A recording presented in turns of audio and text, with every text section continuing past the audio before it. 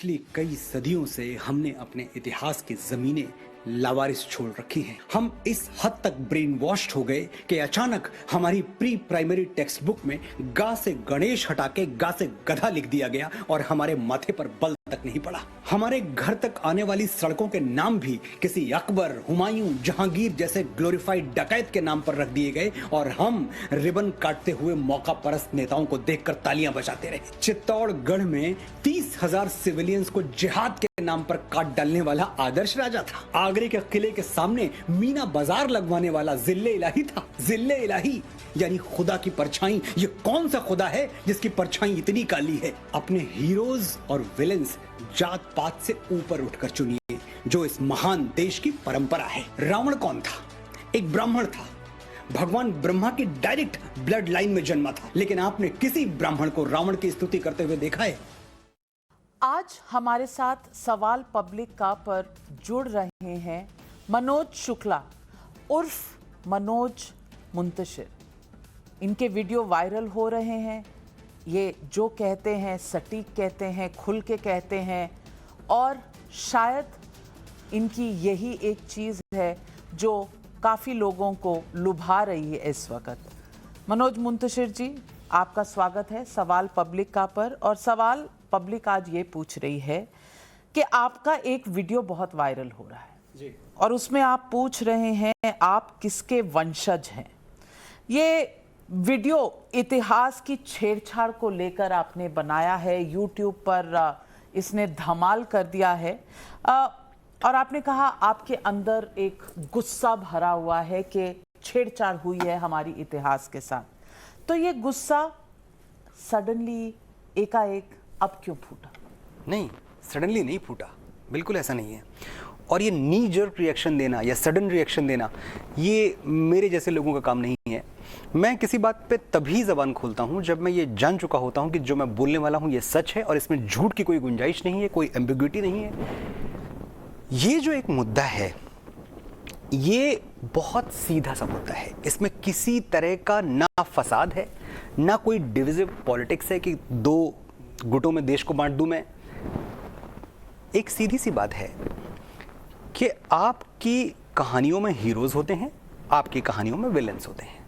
आपके यहाँ कृष्ण होता है, कंस होता है, राम होता है, रावण होता है, सीधी सी बात है। तो क्या आप अपने बच्चों को ये कहते हैं कि बेटा तुम बड़े होकर कंस की तरह बनना, बेटा तुम बड़े होकर रावण की तरह बनना?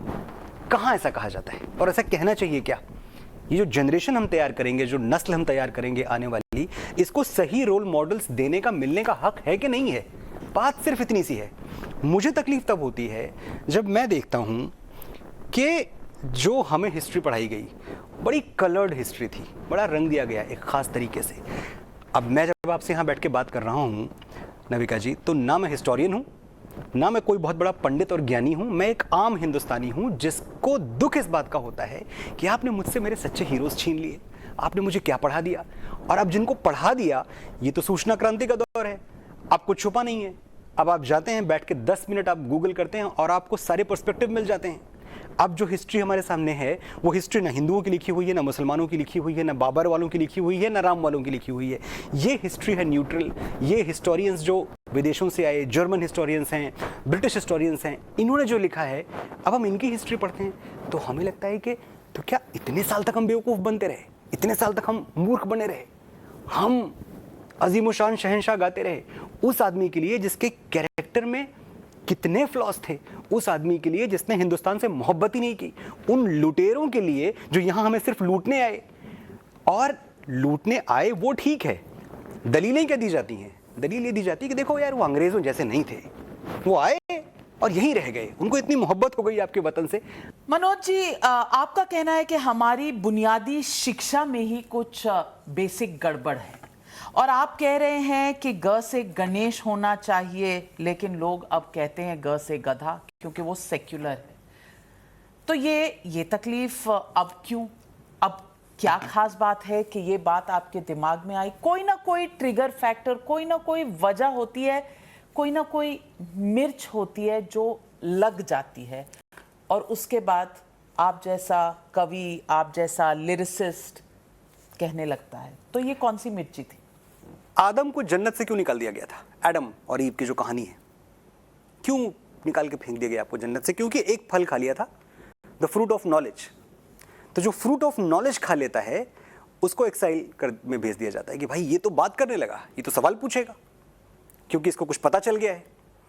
तो मेरे साथ भी यही हुआ कि मेरी उम्र तकरीबन 45 साल है, मैंने जो इतिहास पढ़ा है उस इतिहास पे मुझे कभी शक नहीं हुआ, क्योंकि हम तो विश्वास में पढ़ते हैं कि ये जो किताबें हमारे सामने रखी हैं ये क्यूरेट की गई हैं, इन किताबों को कई लेवल से गुजारा गया है तब हमारे पास पहुंची हैं, और ये किताबें राष्ट्र निर्माण में मदद करेंगी। लेकिन आप पलट के देखते हैं तो आपको लगता है एजेंडा निर्माण हुआ है, बस कोई राष्ट्र निर्माण हुआ नहीं इन किताबों के जरिए। मुझे अचानक कहां से लगने लगा कि ये गा से गणेश नहीं है, गा से गधा है।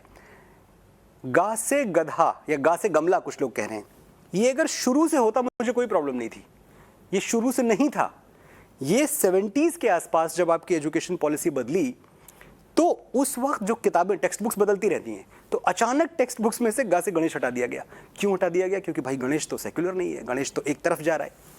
तो प्रॉब्लम ये है कि मैं यहाँ गणेश जी की वकालत करने नहीं बैठा हूँ, मैं सिर्फ एक बात कहने बैठा हूँ कि जो हमारा कल्चर है, जो हमारी सभ्यता है, जो हमारी 10,000 साल पुरानी रिकॉर्डेड और लाखों वर्ष पुरानी अनरिकॉर्डेड तहजीब है, उसको आप तोड़ने मरोड़ने की कोशिश ना करें।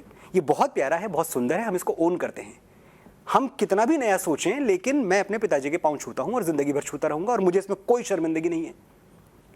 तो आज अगर मैं अपनी लेगेसी के आगे झुकता हूं, सर झुकाता हूं, उसको प्रणाम करता हूं, तो मैं बुरा हो गया, तो मैं प्रॉब्लमेटिक हो गया, तो मैं लोगों में फसाद भड़का रहा हूं, तो मैं दंगे भड़का रहा हूं।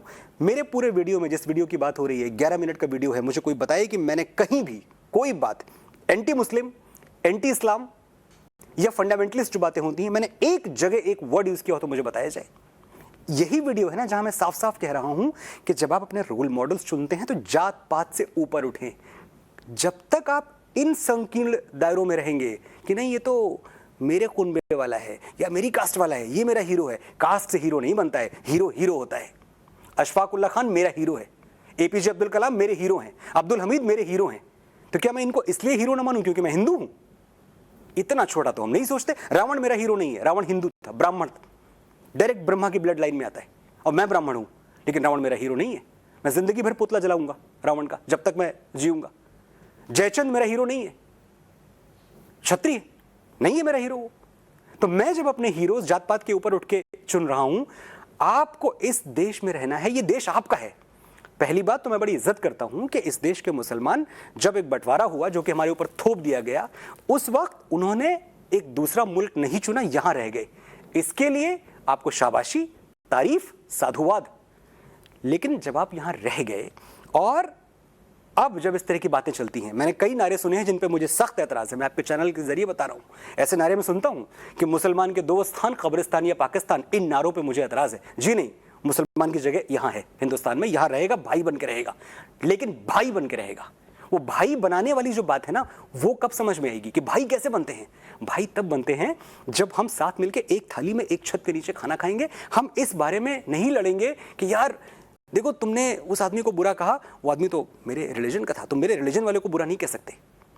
बाबर की तरफ फेंके हुए पत्थर, अकबर की तरफ फेंके हुए पत्थर अगर कोई मुसलमान भाई मेरा अपने सर पे ले लेता है तो ये मेरी गलती नहीं है। मैंने उनकी तरफ नहीं फेंके थे, मैंने बाबर की तरफ फेंके थे, जिंदगी भर फेंकता रहूंगा। तो आपके अब जिस इंडस्ट्री को आप बिलोंग करते हैं, फिल्म इंडस्ट्री है, वहाँ तो लोग ये कहते हैं कि मुगलों ने निर्माण किया है इस देश का। कबीर खान का ही कल आया है कि इस देश में मुगल ही असली राष्ट्र निर्माता थे। अब ये सोच की टक्कर है, ये मजहब की टक्कर है, ये इंसानों की टक्कर है, या ये बॉलीवुड के अंदर के लोगों की टक्कर है? ये पैसे की टक्कर है, और बहुत सिंपल है। इसमें क्या है, इसमें तो कुछ समझने वाली बात ही नहीं है। मैं भी अगर कोई प्रोजेक्ट करूंगा, उस प्रोजेक्ट को मैं डिफेंड करूंगा। मैं आदिपुरुष कर रहा हूं, भगवान श्री राम की कहानी है, मैं चाणक्य लिख रहा हूं, मुझे तो खैर डिफेंड करने की जरूरत ही नहीं है, जो है सारी दुनिया के सामने है। लेकिन ये तो मैं किसी फिल्म से जुड़ा हूं और मैं उस पर काम कर चुका हूं, तो मैं कोशिश करूंगा कि मैं कहीं से भी उसके फेवर में तथ्य जुटाऊं। अब ये कौन सा इतिहास पढ़ा है जहां मुगलों ने राष्ट्र निर्माण किया? ये लोग राष्ट्र निर्माण करने आए थे। अब आप एक मामूली सी बात समझें कि जब कोई मंगोल से चल के यहाँ आता है, या हूण आते हैं, या मंगोली आते हैं, या अफगान आते हैं, तुर्क आते हैं, Timur Langs of the world, जब वो यहाँ आते हैं तो क्या सोच के आए थे कि यार वाह बड़ा प्यारा मुल्क है, इसको हम जाके और प्यारा बनाएंगे, यहाँ हम कुछ ऐसा कल्चर डाल देंगे और इनको म्यूजिक सिखाएंगे। इनको इतनी बेसिक बात तो हमको भी समझ में आती है कि आप हमें लूटने आए थे। हम सोने की चिड़िया थे, हमारी जो चमक थी वो दूर दूर तक फैल चुकी थी। सिकंदर से लेके 12वीं सदी से आप अगर देखना शुरू करें तो इतने हमले हम पे बार बार होते रहे। ये हमले इसलिए थे क्योंकि हम रिच थे, कल्चरली रिच थे, मॉरली रिच थे, एथिकली रिच थे, और हम पैसे से भी बहुत रिच थे। आप हमें लूटने आए। अब आप जब यहाँ आए तो आपको लगा यार मैं जिस घर से आया हूँ, मैं अगर ये सब लूट लाट के वहाँ ले भी जाऊँगा तो कितना ले जाऊँगा, अच्छा है कि यहीं बस जाओ। और आज मेरे जो सो कॉल्ड लिबरल दोस्त हैं, मुझे ये वाला आर्ग्यूमेंट समझ में नहीं आता। मैं समझने की कोशिश करता हूँ क्योंकि समझदार लोग हैं ये जो ऐसी दलील दे रहे हैं पढ़े लिखे लोग हैं। मैं इनसे समझना चाहता हूँ कि अगर कोई मेरे घर में आया और उसने मुझे लात मार के बाहर निकाल दिया, मेरे घर में रहने लगा, मेरे घर की नेम प्लेट हटा के अपने घर की नेम प्लेट लगा दी, और मैं जाके उसकी इज्जत में रोज आदाब बजाऊं कि हुजूर आपने तो बड़ा अच्छा किया, आप आ गए, आप मेरे घर में रहने लगे, आप तो रहें यहीं।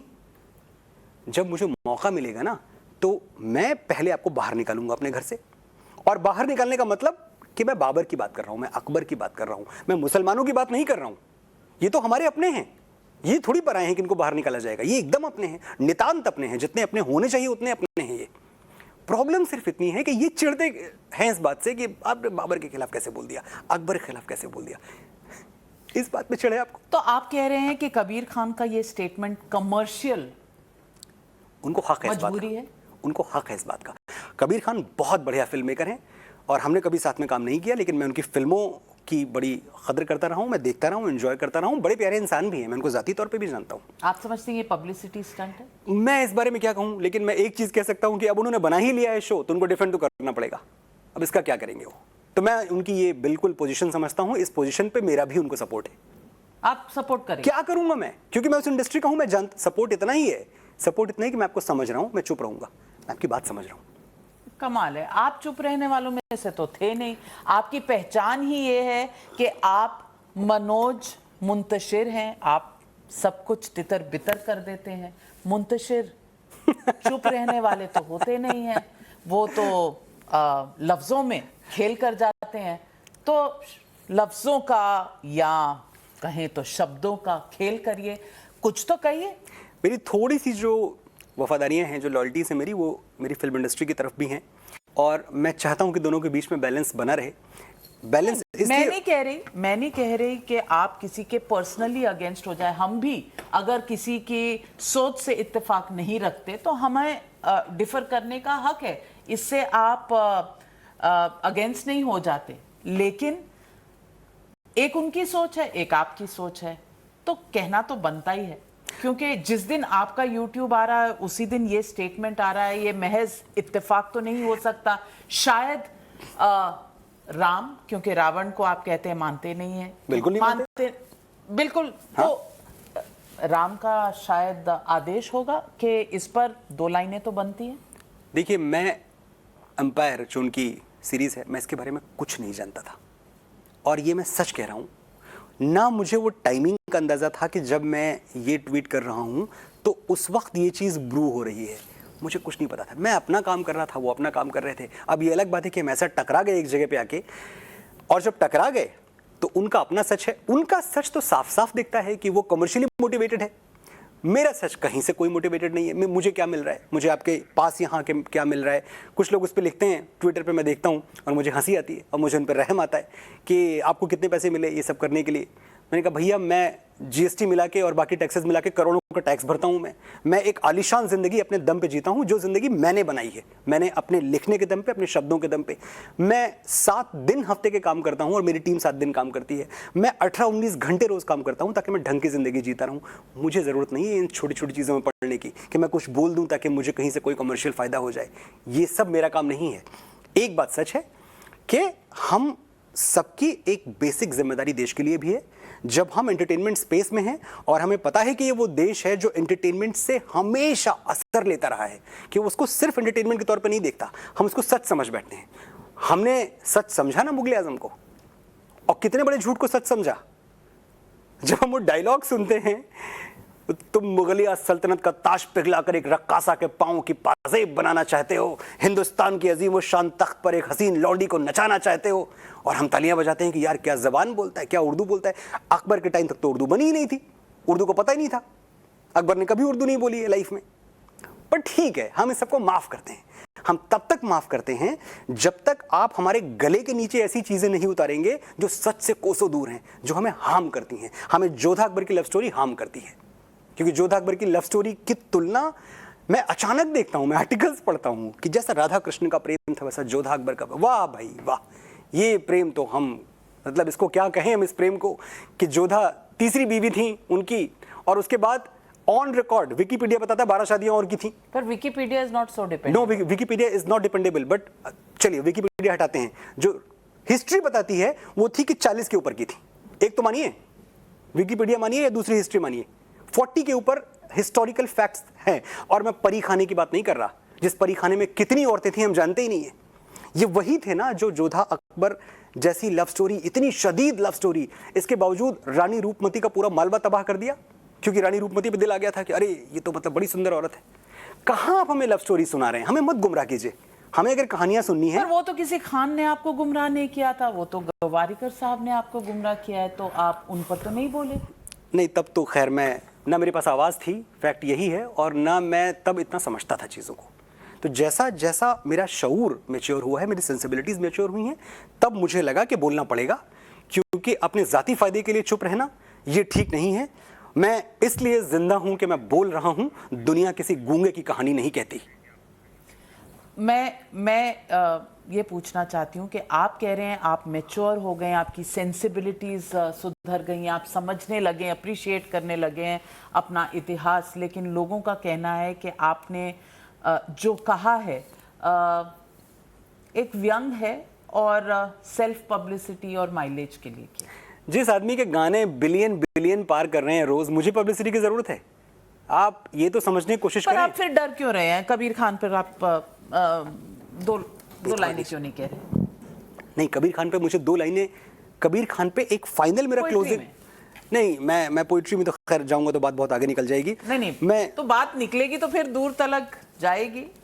लोग बेवजह उदासी का सबब पूछेंगे। देखिए, आज कबीर खान साहब उन लोगों को बादशाह बताने की कोशिश कर रहे हैं या ज़िल्ले इलाही बताने की कोशिश कर रहे हैं, जिनमें एक तो मैंने शो देखा नहीं है, तो मैं इतना डिटेल में बात नहीं कर सकता। लेकिन मैं ये ज़रूर कह सकता हूँ कि जब आप कहते हैं किसी को कि ज़िल्ले इलाही का मतलब होता है खुदा की परछाई। एक आदमी जो इस दुनिया में रह के भी इस दुनिया से ऊपर है, वो इतना प्योर है, इतना पवित्र है और इतना सैक्रोसैंक्ट है, ऐसे इंसान की बात आप कर रहे हैं, तो उसमें फ्लॉज ढूंढने से आपको मिलने नहीं चाहिए। और मैं 2000 फ्लॉज गिना सकता हूँ आपके सारे हीरोज़ के। लिपट के रोई बहुत गुर्बतों से तहजीबें, किसी जलील को जब आलम पनाह कहना पड़ा, खुदा का कहर है, इस मुल्क की तरक्की है, भिखारियों को हमें बादशाह कहना पड़ा। ये लुटेरे, ये भिखारी जो हमारे यहाँ आए, हम इनके आगे झुक के सजदा कर रहे हैं, हम इनको सलाम कर रहे हैं। कर लिया हमने, 400 साल कर लिया, अब नहीं करेंगे। This must and now. चलिए अब बात करते हैं मुनव्वर राना की। वो भी हिंदी पट्टी के बड़े जनाब फेमस कहा जाता है उन्हें। वो भी पोइट्री करते हैं और वो कहते हैं कि महर्षि वाल्मीकि की तुलना तालिबान से करनी चाहिए। अब इस पर आप क्या कहेंगे? इनसे बचेंगे कि ये तो फिल्म इंडस्ट्री के नहीं है, इन पर तो दिल खोल के बोल। मुनव्वर साहब ख़त्म हो चुके हैं, इनकी आवाज़ कोई नहीं सुनता है। इनको आपको शुक्रिया का एक मैसेज भेजना चाहिए अभी ये शो ख़त्म होने के बाद कि मैडम बहुत अच्छी बात है कि आपने मेरा जिक्र निकाला। ये तो इस तरह चुप हो चुके हैं कि अब इनको सुनने वाला, इनकी बात पे गौर करने वाला, इनकी बात को गंभीरता से लेने वाला कोई बचा ही नहीं है इस देश में। और इनको, जिनके ये बड़े खैरखा बने घूमते हैं, जो कि हमारे मुस्लिम भाई हैं, वो भी इनको सीरियसली नहीं लेते। सच यही है। आज जब आपको लगता है ना कि मुनव्वर भाई तो अभी भी ऐसी बातें करने लगे, ये अभी का मामला नहीं है। मुझे याद है मेरे बचपन में, और तब मुझे समझ में नहीं आता था, मेरे बचपन में मैं मुनव्वर साहब को मुशायरे में सुन रहा था कहीं, और वो एक शेर पढ़ रहे थे कि आपने खुल के मोहब्बत नहीं की है हमसे। ये किसको कह रहे हैं आप समझ जाएंगे कि आपने खुल के मोहब्बत नहीं की है हमसे। आप भाई नहीं कहते हैं, मियाँ कहते हैं। जब कहते मियाँ आओ बैठो, मियाँ एक वर्ड है जो बहुत इज्जत से मुसलमानों के लिए इस देश में हमेशा से इस्तेमाल होता रहा है, प्यार से इस्तेमाल होता रहा है। मियाँ बैठिए ना, मियाँ आइए इधर बैठिए। मिर्ज़ा गालिब के आप देखें जो उनकी चिट्ठियाँ हैं उसमें 100 बार वो मियाँ लिखते हैं। इस मियाँ वर्ड को मुनव्वर साहब ने बहुत पहले ऐसा कह दिया था कि ये तो आपको ताने में बोला जाता है, ये तो आपकी बेइज्जती की जाती है मियाँ बोल के। बताइए, जिस चीज़ में हम इज्जत दे रहे हैं और इज्जत दे रहे हैं, आपका हक है इज्जत, वहाँ भी आप इस तरह के जहर के बीज बोने की शुरुआत कर चुके थे इतने साल पहले। तो अब जो हो रहा है बिल्कुल ठीक है, खुल गया है सब रंग। मैं आपसे पूछूंगी कि इस वक्त एक नई कंट्रोवर्सी है, केरला से आई है, लेकिन वहाँ भी कॉन्टेक्स्ट यही है। कॉन्टेक्स्ट ये है कि मोपला के कंट्रोवर्सी में ये कहा गया कि आज तक हमने पढ़ा था कि मोपला में आज़ादी की लड़ाई हुई थी, किसानों की लड़ाई हुई थी, लेकिन अब कुछ ऐसे तथ्य हैं और वही इतिहास की इंटरप्रिटेशन की बात है। वहाँ पे लोग कह रहे हैं कि मोपला के विद्रोह के दौरान वहाँ आज़ादी की नहीं, हिंदुओं की मारने की लड़ाई हुई थी और हिंदुओं को मारा गया वहाँ पर। और पीड़ित परिवार मोपला के वो कह रहे हैं कि ये सो कॉल्ड हीरो जिनको आज़ादी का हीरो बना दिया गया था, ये असल में हिंदुओं का कत्लेआम करने वाले लोग हैं और इस हिस्ट्री को बदलना चाहिए। अब इस कंट्रोवर्सी पर आप क्या कहें? इस पे सारे देश के हिस्टोरियंस को काम शुरू करना चाहिए। जैसे कि काफ़ी हद तक जो हल्दी घाटी का इतिहास था उस पर हम बाद में आएंगे, वो हिस्टोरियंस ने काम किया उस पर। क्योंकि मैं कितना भी बोलूँगा, मेरी अथॉरिटी नहीं है बोलने की, लेकिन जो इतिहासवेत्ता है और इस देश के इतिहासवेत्ता बहुत लेजी रहे हैं, मुझे ये बात कहने में भी उनसे भी नाराज़गी है मेरी। उन्होंने कभी इस नोशन को चैलेंज नहीं किया कि सिकंदर यहाँ से कभी जीत के गया ही नहीं हिंदुस्तान से। सिकंदर का यहाँ आना एक ऐसी, जो अलेक्जेंडर की हिस्ट्री है उसमें साफ साफ लिखा गया है कि भाई अलेक्जेंडर आया, पूरी दुनिया जीतते हुए आया, यहाँ पहुंचा और पंजाब की सीमाओं से जब प्रवेश कर रहा था तो पोरस की, हाँ गाने भी हैं, सिकंदर ने पोरस की थी लड़ाई। तो इसने पोरस पंजाब जीत लिया, पोरस इसके सामने हाजिर हुआ और पोरस ने बोला कि पोरस इसने पूछा कि तुम्हारे साथ क्या सलूक किया जाए। ये कितनी फनी कहानी है। और पोरस कहता है वही जो एक राजा दूसरे राजा के साथ करता है, और सिकंदर खुश हो गया इस पे, और सिकंदर ने बोला ठीक है तुम सब रखो अपना, मैं जा रहा हूँ वापस यहाँ से। ठीक है, ये कहानियाँ ये ग्रीक हिस्टोरियंस की लिखी हुई हैं और इन हिस्ट्रीज पे हमने भरोसा, हमने फिर से करूँगा मैं, और इन हिस्टोरियंस पे हमने भरोसा किया। हम तो इतने लेजी थे कि हमने अपनी हिस्ट्री नहीं लिखी। हमने इस बात को कभी क्वेश्चन नहीं किया कि जो विश्व विजय के लिए निकला हुआ है वो आता है भारत की सीमाओं पे और यहाँ से खाली हाथ, बगैर कुछ जीते, बगैर आगे बढ़े, उसको तो इंडिया से आगे भी बढ़ना था ना, वो वापस क्यों लौट जाता है? वापस लौट जाता है और रास्ते में वापस लौटते हुए कुछ आदिवासी उस पर हमला करते हैं, उसको चोट लगती है और वो मर जाता है। एक विश्व विजयी सेना पे आदिवासी हमला करेंगे? मोरल कोई चीज होती है? डर लगता है आपको? पता था ये तो लूट पीट के आ रहे हैं हिंदुस्तान से, इनको तो पोरस ने बर्बाद कर दिया है, ये किस लायक है, मारो इनको। हमने ये सब कहानियां कभी इनका फैक्ट चेक किया ही नहीं, क्योंकि हम लेजी हैं और हमें कोई फर्क नहीं पड़ता है। आप आओ हमारी हिस्ट्री के साथ खेलो कूदो, जो मन किया तोड़ो मरोड़ो, हमें कोई फर्क नहीं पड़ता। तो अब ये जो आपने कहानी अभी मुझे बताई है, मैं इस पे अपील करता हूं देश के एक एक हिस्टोरियन से कि आप इस पे काम करें और कोशिश करें कि इसका सच बाहर आए। और वैसे भी ये जो जनसंहार हुए हैं, जो नरसंहार हुए हैं हिंदुओं के खिलाफ, ये कोई पहली बार तो हुआ नहीं है। तो पुराने वाले में कुछ मैं कोशिश कर रहा हूं बताने की कि कौन विलेंस थे, कुछ आप भी कोशिश करें बताएं कि कौन विलेंस। पर आजकल का दौर ऐसा है कि जैसे ही आप खोजबीन करेंगे, रिसर्च करेंगे, तो उसको सीधे तौर पर कहा जाएगा कि आपका एजेंडा है, आप राष्ट्रवाद को राष्ट्र 2 बना रहे हैं और आपकी एक सोच है। ऑलरेडी आपके ऊपर तो माथे पे लेबल लगा ही हुआ है जी। और सोशल मीडिया रोज लेबल लगाता है जी। कोई गोदी है तो कोई भक्त है। जी जी जी। तो आप कैसे कहेंगे कि इस पर कभी भी एक अनबायस्ड किस्म की रिसर्च, अब वो माहौल रहा है, एक तब का जमाना था, एक अब का जमाना है, इसमें कोई भी अनबायस्ड इस तरह की रिसर्च और इस तरह का इतिहास की रीडिस्कवरी हो सकती है? होनी ही चाहिए और होगी।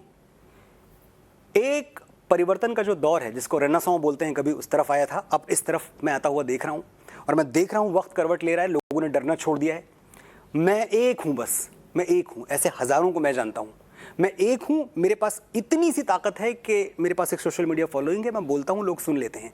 लेकिन अगर आप जाके देखें, कल ट्विटर पे पूरे दिन I support Manoj Muntashir trend हुआ और नंबर 1 पे ट्रेंड हुआ, अभी तक ट्रेंड हो रहा है बाय द वे नंबर 1 पे। मैं हैंड ऑन हार्ट, मैं लिटरेचर का आदमी हूं, मैं विद्या माता की पूजा करता हूं। यहां मेरे सामने कागज रखा है, मैं इस पे हाथ रख के कह रहा हूं कि मैंने इसमें कुछ नहीं किया था। ये आई सपोर्ट मनोज मुंतशिर, ये हैशटैग भी मैंने नहीं चलाया, मुझे इस हैशटैग का पता ही नहीं था। ये जब चलना शुरू हुआ, मेरे पास मैसेज आने शुरू हुए, तो मैंने देखा। तो ये भी तो लोग हैं, इनकी ताकत को आप कम ना आके। ये अब आपको गलत हिस्ट्री लिखने ही नहीं देंगे, इनफैक्ट आगे तो नहीं लिखने देंगे, जो पहले लिखा है उसको भी बदलेंगे। तो मनोज जी, मैं आपसे पूछूंगी, महाराणा प्रताप पर आपने कविता पाठ किया है, हल्दी घाटी आपकी जुबान पर होता है हमेशा, आपने अब भी जिक्र किया था। आपको क्या लगता है कि इस देश के शौर्य आइकॉन्स में महाराणा, बिरसा मुंडा, सिद्धो कान्हो, सुहेल देव जैसे प्रतापी होने चाहिए, ना कि अकबर, औरंगजेब, टिप्पू सुल्तान, जिन पर रोज रोज लड़ाई होती? यही तो दुर्भाग्य है, और कितना लंबा दुर्भाग्य खींच गया हमारा। आप अगर हम बैठ के यहाँ वीर सावरकर, महाराजा हमीर सिंह, छत्रसाल, मैं और आप बैठ के इस पे अगर हमें बात करनी पड़ रही है ना, तो ये अफसोस की बात है। इस पे तो बात ही नहीं होनी चाहिए। कुछ चीज़ें तो हैं, ये दिन है, इस वक्त शाम के एक खास वक्त हो रहा है, अंधेरा है, उजाला है, लाइट जल रही है, ये तो बेसिक चीज़ें हैं, इन पे क्या बात करनी। तो ये हमारे हीरोज़ हैं, हमारे हीरोज़ बिरसा मुंडा हैं, हमारे हीरो सावरकर हैं, हमारे हीरो महाराणा प्रताप हैं, हमारे हीरो महाराजा हमीर सिंह हैं, हमारे हीरोज़ बप्पा रावल हमारे हीरो हैं। इनको हीरो बताने के लिए मुझे लड़ाई करनी पड़ रही है। मुझे लगता है जितनी जल्दी भारत का भाग्य जाग जाए और जितनी जल्दी हम ये मान लें कि हमारे आदर्श कौन थे, हमारे रोल मॉडल्स कौन थे, उतनी जल्दी हमारा कुछ उत्थान होना शुरू हो जाएगा। हम ऐसे बैठ के ना और गलत नायकों के दम पे विश्वगुरु नहीं बन सकते। आपको लगता है कि धर्म देखकर अब तक हीरो डिसाइड हो रहे थे? टोटली कंप्लीटली धर्म देख के, सत्ता देख के, वोट बैंक देख के कि कौन सा वोट बैंक है जो एक ही जगह वोट करता है। अपीजमेंट की पॉलिसी, अब क्या छुपा है इसमें? अपीजमेंट की पॉलिसी की निंदा तो पूरी दुनिया कर चुकी है हमारी। हम अपनी निंदा नहीं करेंगे, चलिए हम तो खैर, मैं तो फिर भी ले दे के, कोई भी मेरे ऊपर रूल करता रहा, कोई भी शासन रहा, कोई भी गवर्नमेंट रही, पर मैं भारतवासी हूं, मैं अपनी सरकारों की निंदा में बहुत वक्त लगाता हूं। मैंने कभी ना मैं कांग्रेस की तरफ मुड़ा हूं, ना मैं उत्तर प्रदेश का हूं, वहां जो सरकारें आई हैं, मुझे लगता है ठीक है, हर कोई कोशिश कर रहा है, लेकिन हमारी अपीजमेंट पॉलिसी पे पूरी दुनिया थूक चुकी है। तो अब आप भी मान लो कि जो था वो गलत था। पिछली कई सदियों से हमने अपने इतिहास की जमीनें लावारिस छोड़ रखी हैं। हम इस हद तक ब्रेन वॉश्ड हो गए कि अचानक हमारी प्री प्राइमरी टेक्स्ट बुक में गा से गणेश हटा के गा से गधा लिख दिया गया और हमारे माथे पर बल तक नहीं पड़ा। हमारे घर तक आने वाली सड़कों के नाम भी किसी अकबर, हुमायूं, जहांगीर जैसे ग्लोरीफाइड डकैत के नाम पर रख दिए गए और हम रिबन काटते हुए मौका परस्त नेताओं को देखकर तालियां बजाते रहे। चित्तौड़गढ़ में 30,000 सिविलियंस को जिहाद के नाम पर काट डालने वाला आदर्श राजा था। आगरे के किले के सामने मीना बाजार लगवाने वाला जिल्ले इलाही था। जिल्ले इलाही यानी खुदा की परछाई। ये कौन सा खुदा है जिसकी परछाई इतनी काली है? अपने हीरोज और विलेंस जात पात से ऊपर उठकर चुनिए, जो इस महान देश की परंपरा है। रावण कौन था? एक ब्राह्मण था, भगवान ब्रह्मा की डायरेक्ट ब्लड लाइन में जन्मा था। लेकिन आपने किसी ब्राह्मण को रावण की स्तुति करते हुए देखा है? सदियों से हमने अपने इतिहास की जमीनें लावारिस छोड़ रखी हैं। हम इस हद तक ब्रेन वॉश्ड हो गए कि अचानक हमारी प्री प्राइमरी टेक्स्ट बुक में गा से गणेश हटा के गा से गधा लिख दिया गया और हमारे माथे पर बल तक नहीं पड़ा। हमारे घर तक आने वाली सड़कों के नाम भी किसी अकबर, हुमायूं, जहांगीर जैसे ग्लोरीफाइड डकैत के नाम पर रख दिए गए और हम रिबन काटते हुए मौका परस्त नेताओं को देखकर तालियां बजाते रहे। चित्तौड़गढ़ में 30,000 सिविलियंस को जिहाद के नाम पर काट डालने वाला आदर्श राजा था। आगरे के किले के सामने मीना बाजार लगवाने वाला जिल्ले इलाही था। जिल्ले इलाही यानी खुदा की परछाई। ये कौन सा खुदा है जिसकी परछाई इतनी काली है? अपने हीरोज और विलेंस जात पात से ऊपर उठकर चुनिए, जो इस महान देश की परंपरा है। रावण कौन था? एक ब्राह्मण था, भगवान ब्रह्मा की डायरेक्ट ब्लड लाइन में जन्मा था। लेकिन आपने किसी ब्राह्मण को रावण की स्तुति करते हुए देखा है? इतिहास अगर साजिश के तहत बदला गया, आप मानते हैं कि अब जो इतिहास बदलना चाहिए, आप समझ रहे हैं कि लॉबी भी उठेगी। मैं सबसे पहले पूछना चाहती हूँ कि आपके जहन में कौन से नाम आते हैं जब इतिहास को बदलने के गुनहगारों की हॉल ऑफ फेम के बारे में सोचते हैं, देखिए इस देश या के हॉल ऑफ शेम कहा जाए? मैं एक दो का नाम नहीं लूंगा, लेकिन मैं एक इशारा जरूर करूंगा कि डरते हैं आप? नहीं, डरता तो बिल्कुल नहीं हूं मैं, डरता तो बोलिए, खैर। खुल के बोलिए। मनोज मुंतशिर कहाँ इशारों में बात करता है, वो तो खुल के बोलता है। तो नाम पे जाने की जगह मैं आपको सिर्फ ये बताता हूं कि हमने जो कहानियां पढ़ी हैं, हमने जो हिस्ट्री पढ़ी है, क्या ये इत्तेफाक है कि वो हिस्ट्री 90% हिस्ट्री बुक्स जो हमारे सिलेबस में चली हैं वो वामपंथियों की लिखी हुई हैं? अब मैं ले रहा हूं नाम, ये इत्तेफाक है? ये हिस्ट्री के साथ इस तरह का पार्शियल बिहेवियर आपको लगता है संजोग था, बस बाई चांस हो गया है, बाई चांस हो गया कि ये तो अब 90% से भी यही लोग अच्छा, बाकी कोई और हिस्ट्री नहीं लिखता? ये वामपंथी इतिहासकार जिन लोगों ने 1962 के इंडो चाइना वॉर में चाइना का समर्थन किया था, ये देश प्रेम का दा नहीं जानते, ये राष्ट्र प्रेम का रा नहीं जानते। तो जब ये हमें हिस्ट्री पढ़ाएंगे तो वो हिस्ट्री कैसी होगी, और उस हिस्ट्री को पढ़ के जो जनरेशन आगे बढ़ेगी वो कैसे निकलेगी, इस पे मैं क्या बोलूं, सब सामने है आपके। लेकिन मनोज जी, आपने खुद ही कहा कि बाकी लोगों के इख्तियार में था कि वो कुछ करते पर लेजी रहे। कम से कम आप इनको ये तो कहेंगे कि मेहनती रहे, इन्होंने लिखा। हाँ, देखिए हमेशा होता है, जो नेगेटिव फोर्सेस होती हैं बहुत मेहनती होती हैं, हमेशा से। तो नेगेटिव फोर्सेस मेहनत करती हैं क्योंकि ये जो दुनिया का फैब्रिक है तो ना, आपको लगता है कि पॉजिटिव चीज में मेहनत ही नहीं लगती, पॉजिटिव खुद हो जाता है? ये क्या कह रहे हैं आप? पॉजिटिव चीज में मेहनत लगती है, दुगनी मेहनत लगती है। नेगेटिव को पहले मिटाना पड़ता है। नेगेटिव तो ऑलरेडी जीरो से शुरू कर रहा है, हम तो जीरो में नहीं शुरू करते, हम तो -100 से शुरू करते हैं कि भाई ये जो -100, हमारी प्रॉब्लम ये थोड़ी है कि अब हमें आगे का इतिहास ठीक करना है, ये तो छोड़िए। हमारी प्रॉब्लम ये है कि जो हमारे पीछे 1200 साल है पहले उनका ठीक करना है। वो कितनी मेहनत का काम है। हमें वो जो 400 साल जो हमें कहते हैं कि हमने तो इनको अपनी जूतियों की नोक पे रखा 400 साल। एक बात ये मानते हैं कि इन्होंने हम पे रूल किया, और इस बात में ये बहुत खुश होते हैं। और फिर जब मैं इन्होंने कह रहा हूं तो मैं इन्होंने किसी मुसलमान की बात नहीं कर रहा, उसमें हिंदू भी शामिल हैं, उसमें हर कोई शामिल है जो कि इस सोच के साथ जुड़ा हुआ है। ये हिंदू मुसलमान का मुद्दा नहीं है। तो हम पे रूल किया गया, ये जो चीज़ है कि हम पददलित थे, हम दबे थे, हम कुचले थे, हम बेचारे थे, ये अंग्रेज़ों का नैरेटिव था। जब अंग्रेज़ यहाँ आए तो पूरी दुनिया के सामने जो उन्होंने तस्वीर पेश की वो क्या थी?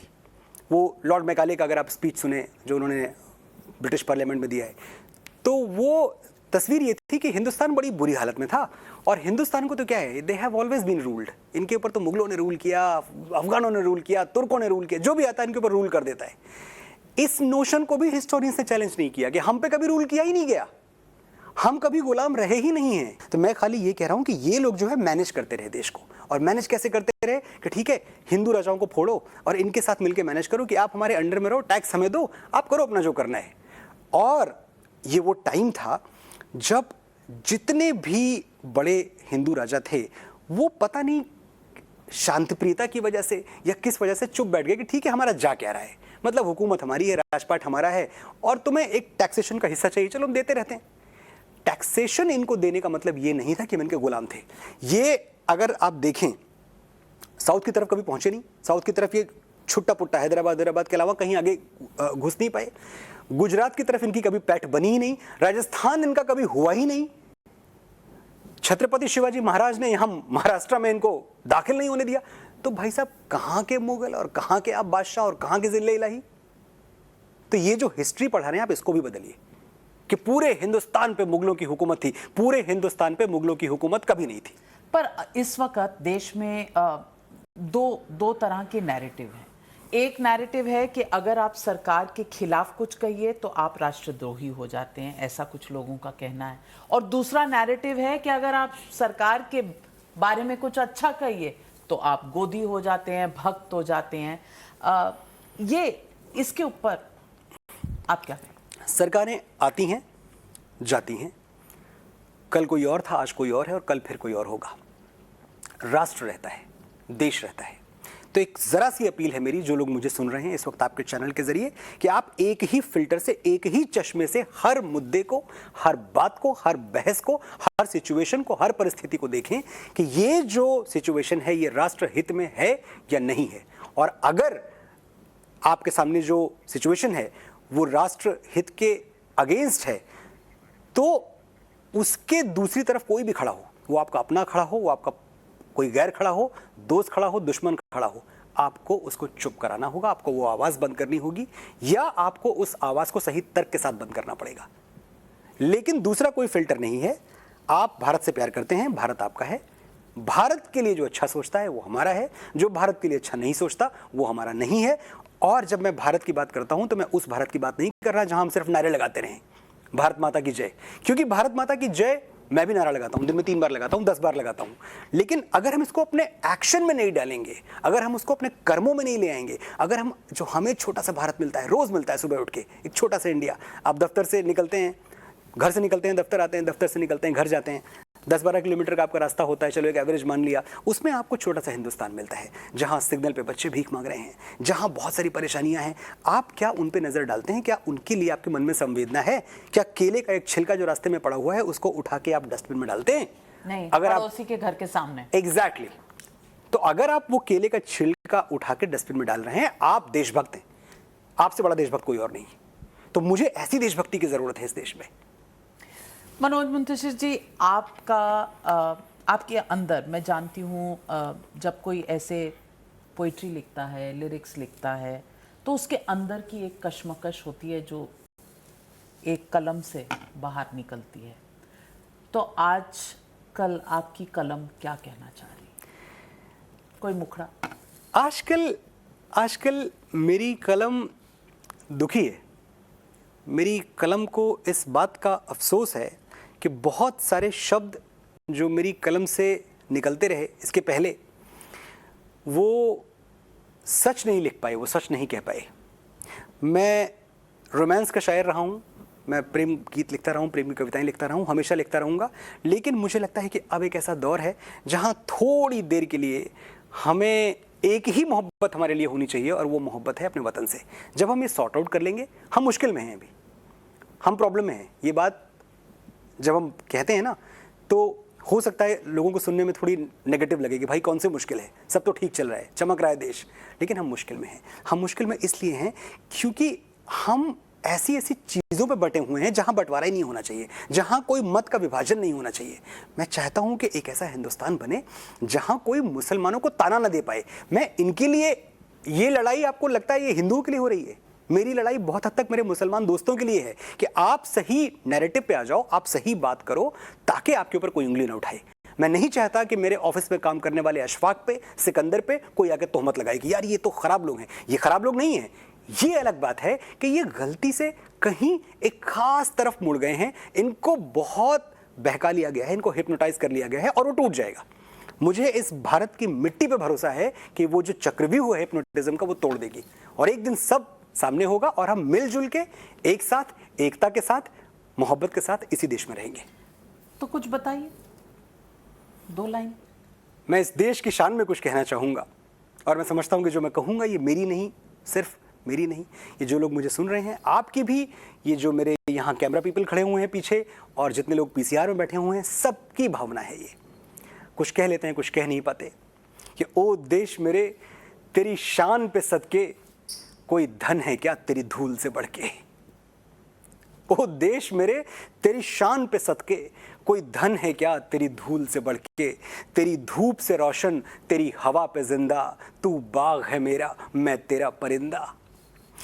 ये अर्ज है दीवाने की, जहां भोर सुहानी देखी, एक रोज वहीं मेरी शाम हो। कभी याद करे जो जमाना, माटी पे मर मिट जाना, तो जिक्र में शामिल मेरा नाम हो।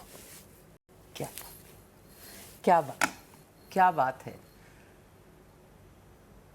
जिक्र में मेरा नाम हो, बस इस जिक्र के लिए कुछ करना, ये भी मेरा काम हो। वाह, एकदम करेक्ट राइम है। तो चलिए, कम से कम पूरी नहीं तो एक लर्नर लाइसेंस प्लेट लगाकर मैं भी शागिर्द बन जाती हूँ आपकी। जाने से पहले ऑफ कोर्स क्योंकि आपने इतने अच्छे अच्छे गाने लिखे हैं जो इतने हिट हुए हैं, आपका अपना पर्सनल फेवरेट कौन सा है जिसमें आपको लगता है कि आपने अपनी रूह डाली? जब ये सवाल मुझसे 2 बरस पहले कोई करता था तो मैं हमेशा कहता था कि देखो जो सबसे अच्छा है मेरा वो मैंने अभी लिखा नहीं है, वो मैं लिखने वाला हूँ। लेकिन फिर मुझे लगा कि ये ऐसी बातें हैं जो कि हम बड़े हिस्टोरिक तौर पे कर लेते हैं, इनमें कोई क्लैरिटी नहीं है, आपको साफ साफ बोलना चाहिए। तो अगर मैं साफ साफ बोलूं तो मुझे तेरी मिट्टी लिखने के बाद ये महसूस हुआ कि मैंने अपने दिल के, अपनी अंतरात्मा के उन कोनों में कंपन महसूस किया जो इसके पहले कभी किया नहीं था। तो मैं समझता हूं कि तेरी मिट्टी वो गीत है मेरी कलम से निकला हुआ जहां पूरा का पूरा मैं हूं, जहां कोई समझौता नहीं है, जहां कोई डर नहीं है, जहां कोई खौफ नहीं है, जहां बेदाग मोहब्बत है इस वतन के लिए, इस वतन की मिट्टी के लिए, इस वतन की तहजीब के लिए और उन फौजियों के लिए जो हमारे लिए एडवेंचर की बात है ना कि अगर हम कभी पहाड़ों पे चढ़ गए तो हम तो एडवेंचर के लिए करते हैं। जो हमारा एडवेंचर है ना वो इनके लिए रोज़ की ज़िंदगी है, उनके लिए मैं दिल से फील करता हूँ। मैं दिल से ये बात फील करता हूँ कि ये जो हमारा तिरंगा है ये हवा में नहीं लहराता है, ये जो हमारे फौजियों की टूटती हुई सांसें हैं उनसे लहराता है। और मैं दिल से एक बात और भी जानता हूं कि अगर दुनिया में कोई आपसे कहे कि मुझे मौत से डर नहीं लगता तो या तो वो झूठ बोल रहा है या हिंदुस्तान का सिपाही है। तो उनके लिए जब मैं गीत लिखता हूं तो मुझे अंदर से ऐसी खुशी महसूस होती है। मैं तेरी मिट्टी पे आऊंगा और तेरी मिट्टी के पहले मुझे कुछ और याद आ रहा है तो मैं सुना के जाता हूं आपको कि, और ये मेरा ऐलान है पूरी दुनिया के लिए हिंदुस्तान की तरफ से जो कि 21वीं सदी में विश्वगुरु बनने वाला है, कोई इसमें डाउट नहीं है, शक नहीं है कोई, कि देखो हमारी ओर, पहचानो हमें, हम वही हैं जो बाण भेद के धरती से धारा निकाल दिया करते थे, एक उंगली पे गोवर्धन उठा लिया करते थे। हम ही थे वो दिलेर जो चक्रव्यूह में वापस लौटने की विद्या सीखे बगैर गए, और वो भी हम ही थे जिनके फेंके हुए पत्थर पानी में तैर गए। हम मारना भी जानते हैं और बचाना भी। हमने दुश्मन के लिए फाइटर जेट्स बनाए, संगीन बनाई, और जब जिंदगी की सांस टूटने लगी तो हम ही ने वैक्सीन बनाई और लिख दिया उस पे सर्वे संतु निरामया, यानी ईश्वर सिर्फ हम पर ही नहीं हर किसी पर, सब पर करें दया। हम जाबाज हैं, जियाले हैं, आंधियों में खेले हैं, बिजलियों के पाले हैं। हम इंसानियत का सवेरा हैं, मानवता के उजाले हैं। पहचानो हमें, हम हिंदुस्तान वाले हैं, हम भारत वाले हैं। हम भारत वाले हैं और हम एक नव भारत बनाने वाले हैं। बहुत दिल को छूने वाली चीज़ें कही हैं आपने, दर्शकों को ज़रूर अच्छी लगी होंगी। इससे पहले कि हम मनोज मुंतशिर से विदा लें, तेरी मिट्टी गुनगुना दीजिए। ऐ मेरी ज़मीं अफसोस नहीं जो तेरे लिए 100 दर्द सहे। जब एक सिपाही को गोली लगती है और one is bleeding to death, जब उसको ये पता चलता है कि मेरी ज़िंदगी के कुछ आखिरी पल बचे हैं, तो उस वक्त सोच क्या रहा होता है? वो क्या उसको पछतावा होता है कि फ़ौज की नौकरी क्यों कर ली? ये कभी नहीं होता। एक चीज़ होती है कि पता नहीं करोड़ों लोग इस दुनिया में जन्म लेते हैं, कितनों को मौका मिलता है कि अपनी मिट्टी के लिए मर पाएं। जिंदा रहने के मौसम बहुत हैं मगर जान देने की रुत रोज आती नहीं। हुस्न और इश्क दोनों को रुसवा करे वो जवानी जो खून से नहाती नहीं। तो वो सिपाही उस वक्त सोचता क्या है?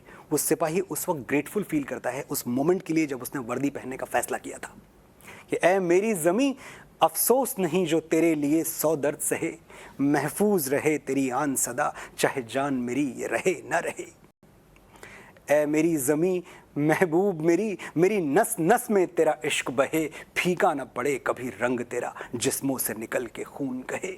तेरी मिट्टी में मिल जावा, गुल बन के मैं खिल जावा, इतनी सी है दिल की आरज़ू, तेरी नदियों में बह जावा, तेरे खेतों में लहरावा, इतनी सी है दिल की आरज़ू। क्या कहें? सुभान अल्लाह, थैंक यू, धन्यवाद। आपके शब्द सिर आँखों पर और हमारी दुआएं हमारे सैनिकों के साथ। हमारे साथ सवाल पब्लिक का पर शामिल होने के लिए और इतनी अच्छी बातें करने के लिए आपका बहुत बहुत धन्यवाद।